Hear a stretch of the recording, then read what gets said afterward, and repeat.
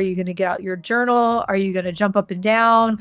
Are you going to grab one of your dogs and give them a hug and a cuddle? Are you going to scream really loudly? Like, I pull all those things out all the time. I feel my cortisol levels going up. I'm like, nothing in the world is worth risking my health and my ability to be there for my family. I have to like get it under wraps, calm it back down. I'm Erika. And I'm Amri. This is Leaning Into Being, the podcast for mamas who know that real strength isn't just in doing, but in being. Be you. Be present. Just be.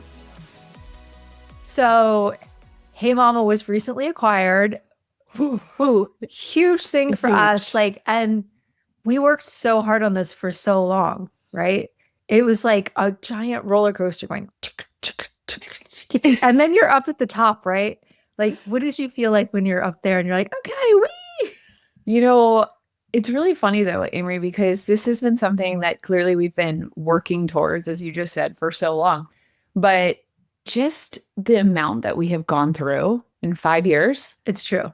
I mean, everything. So it wasn't just the business side, because we both had big personal things that happened, right? What? No. Yeah.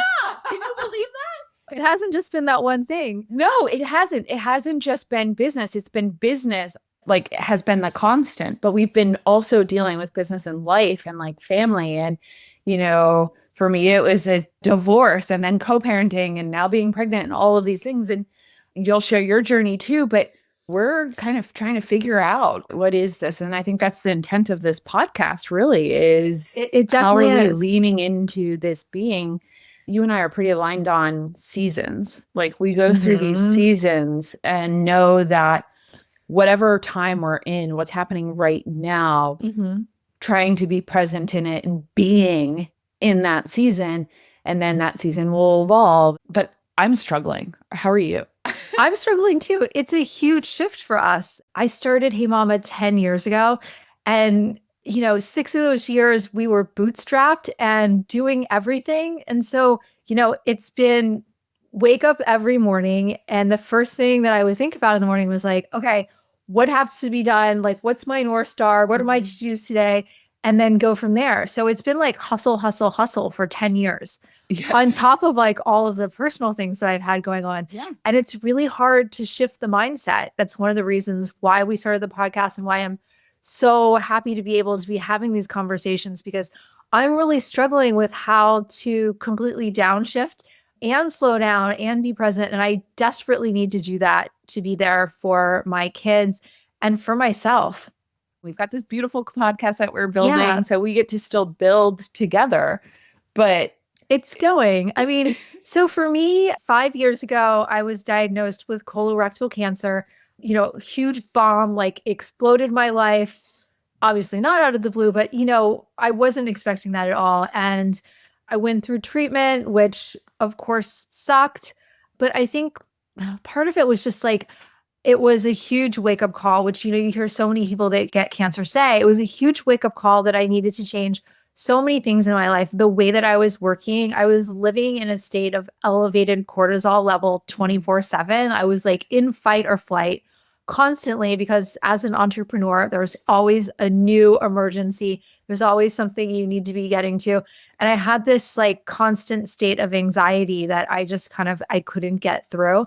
And so I just started working on a lot of different strategies to help me deal with the anxiety and help me try to be able to navigate those things and be able to slow down, that I've been utilizing. I worked with an amazing meditation teacher that I talk about all the time, who's still like a very dear friend of mine, Dimo DiMartelli. I think he's almost 80 now, and Dimo's probably going to kill me for saying that. But he just really helped me to develop this sense of like inner connection that I can now root back to. But it's been a 5-year struggle and growing process that I'm still working through. And I still have to sit myself down all the time and be like, this is not the end of the world. Like, you need to reconnect to yourself right now. Pull out your bag of tricks. Like, are you going to do a meditation? Are you going to listen to some music? Are you going to do some tapping? Are you going to go outside and take a walk? Are you going to get out your journal? Are you going to jump up and down?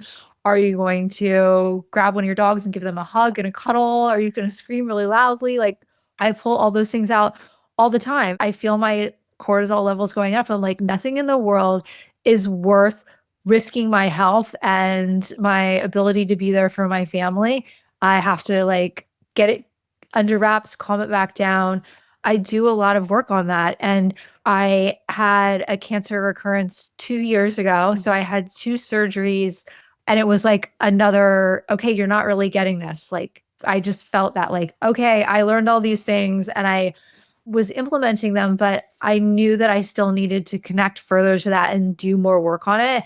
There was so much more work for me to do. And so it's been a constant process, and it's a never ending process. Once you start doing that work, it's forever. But I want to call out on a few things. One is that it's progress over perfection through and through, because as you just explained, like, one, it's important to have a toolkit, and you go to that toolkit for whatever it is that you need at that particular time. But also realizing and giving yourself grace that you're not going to be utilizing those tools consistently all the time. And you're not living in this box. It doesn't have to be this perfect, like, I meditate for 15 minutes every morning and I do this. We're going through seasons, and we're going to do what's working best for us with what we have at that particular moment. So one, always recognize and give yourself grace that it's progress over perfection. Two, I think one of the things that's worked a lot for me, and you kind of elaborated on that, is finding your core, right? In that toolkit is the different modalities, the meditation, the yoga, the journaling, the different things. But how important having your small, I like to say, support system. Like, I know that I can go to Julie DeMarcadero, my Julie, and yes, there's beauty in the scale when we're creating this ripple effect, but there's also those really small, minor moments. And the third is what I call our monumental moments, which is something that really hit me back in 2017 when I was in the heart of depression and hated where I was in my marriage. And I had this beautiful child. It was so hard to have. I'll never forget this one morning where it was just a terrible morning. He didn't want to go to school. We realized it was because the shirt he didn't want to wear, all the things. Yes. And we're in San Francisco, and we get in the car, and he's upset, and I had no support, and I was mad and angry and, frustrated. And he gets in the car, and Chainsmokers, something just like that, comes on. He's like, "Mommy, turn this up." And so I turn it up, and he just starts laughing, and, we're just singing and we're yelling at this song.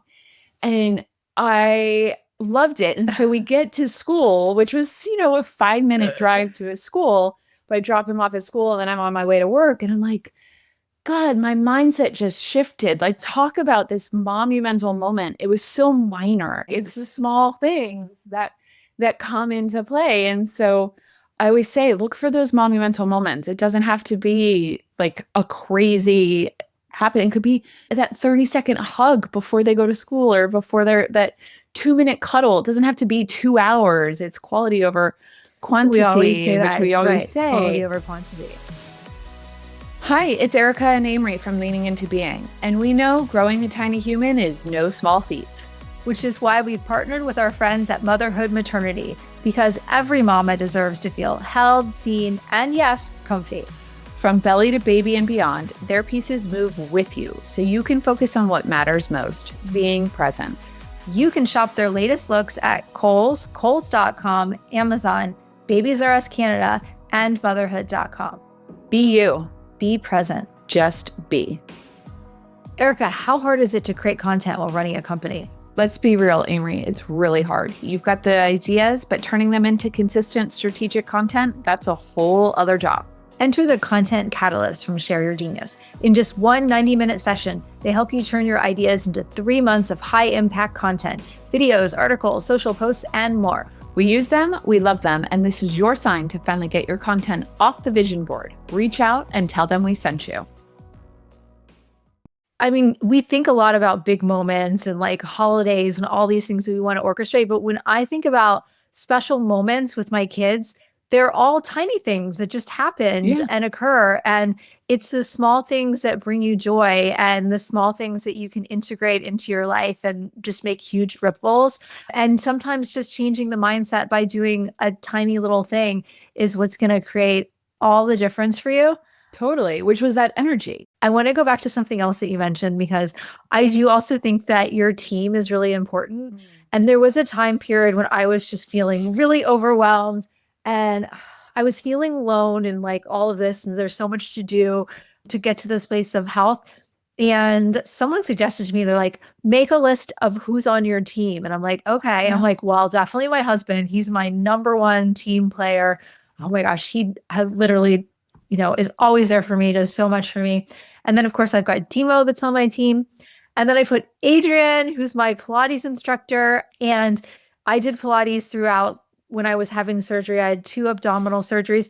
And it wasn't actually the exercise. I would go to the Pilates and we would do like foot exercises or arm things.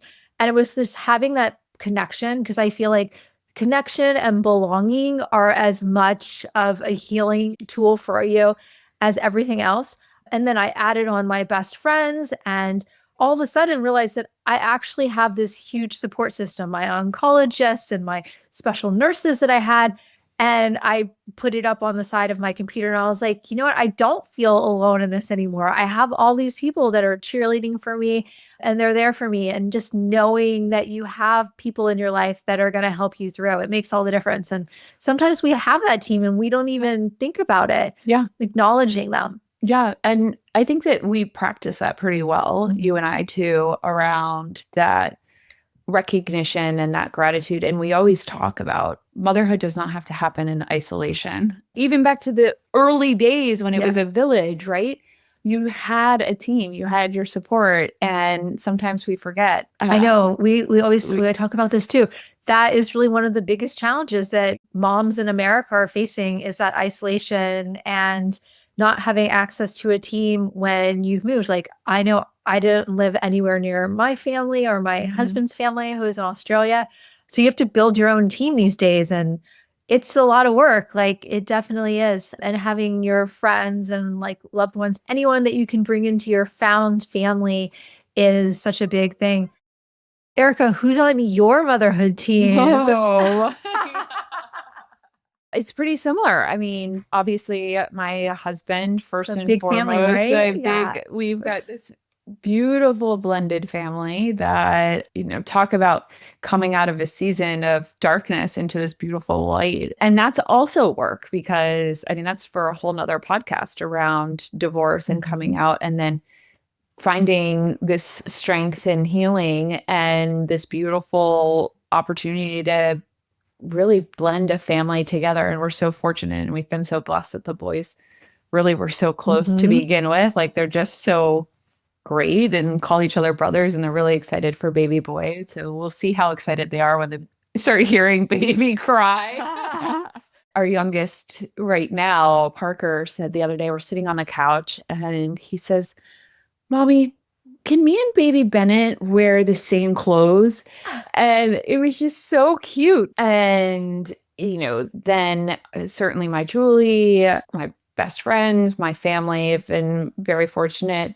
And you live close to your parents I do too. Is that part of the reason you moved down here? It was one of the biggest reasons, because at the time we were across the country and I hated it. And we moved from New York City to San Francisco, and then San Francisco, COVID really was the best thing that ever happened to me, because it got us out of San Francisco and across the country back to thinking we were going to go back to New York, and ended up in Virginia Beach, which is close enough to my parents. We're about 30 minutes away from them. And Brayden, my son, I recognized that he needed a team kids, too. They need that extended family. They need that extended family and that support system. And thank God we had that, because we went through a terrible divorce, and he's on the positive side. And now, like I said, we have this beautiful blessing. So now he's got 2 brothers. And it's so funny, because he would say, "Mommy, when can I have a baby brother?" And then it was, "Mommy, when can I have a baby sister? When can I have a baby sister?" And,